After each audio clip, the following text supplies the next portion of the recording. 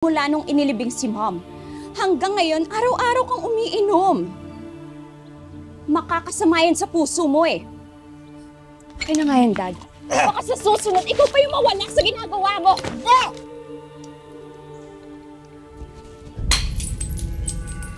Hindi pa ako mamamatay! Tutuparin ko pa ang huling bili ng mami nyo! Gaganti ko siya. Patay na si Magnolia. At kailangang siguraduhin ko na susunod sa kanya si Amira. Gusto mong patunayan ang sarili mo sa akin, di ba? Sige! Patayin mo si Amira. Wala akong pakialam kung paano, basta ibalik mo siya sa impyerno! At siguraduhin mo na maililibing siya mismo sa paanan ni Satanas! Gusto ko din patunayan ang sarili ko sa'yo, Dad. Tutulungan ko si Portia na patayin si Amira. Talaga lang ha?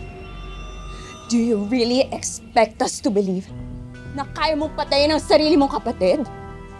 Oo. Dahil tinraidor niya ako. Inagaw niya sa akin ang lalaking mahal ko. Kaya wala na siyang kwenta sa akin. Papatunayan ko na karapat-dapat ako na maging tera.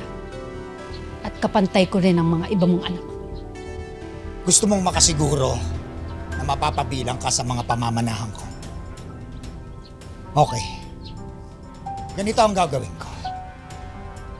Kung sino sa inyong dalawa ang makakapatay kay Amira, ibibigay ko sa kanya ang lahat ng ari-arian ko. Eh si Seb. Sige, sabihan mo kung gusto mo. Para dumami ang makakaagaw mo sa kayamanan ko. No, thanks. Kaya mo ba?